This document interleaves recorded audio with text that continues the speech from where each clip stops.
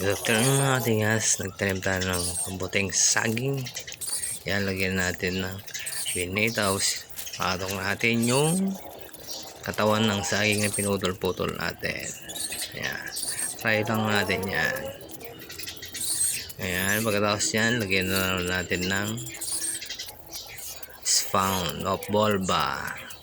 Yan, binhi ng kabuting saging. O, patong naman natin yung dahon naman. Pagkatapos naman ng dahon, lagyan na naman natin ng spawn bulba or binhi ng kabuteng saging. Yan lang, tanim ng kabuteng saging hanggang mapuno. O, tapos mamaya takpan naman natin. Pag natapos natin yan, takpan natin ng plastic. Ayan, tanim-tanim lang si katigas.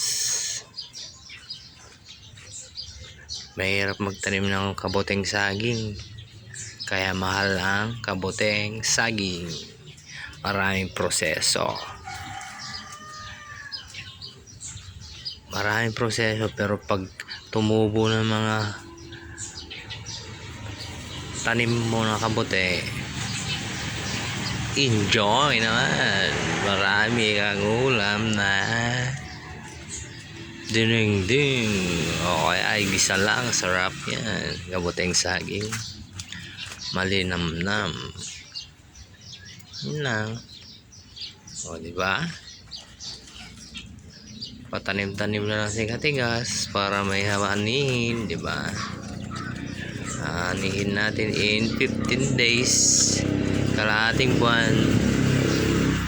Pwede na yan, harvestin. Ayan, o, diba?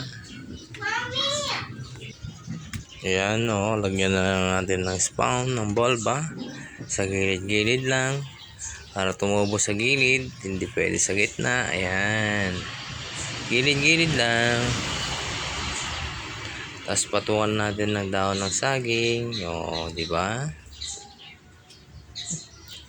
Maraming proseso talaga paggawa na bulba, spawn ng saging. Ayan, sige lang. Lagay-lagay mo lang yung saging. Tsaka natin takpan mamaya na plastic. Bubuksan lang natin yan pag nag-harvest na tayo.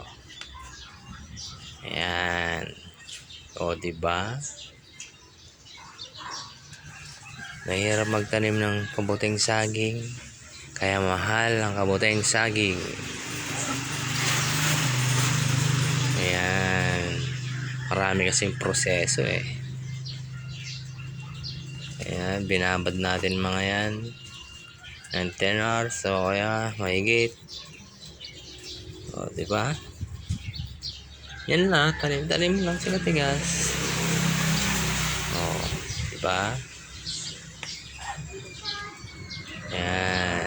Yan lang magtanim ng kabuteng saging. Thank you for watching. Katigas.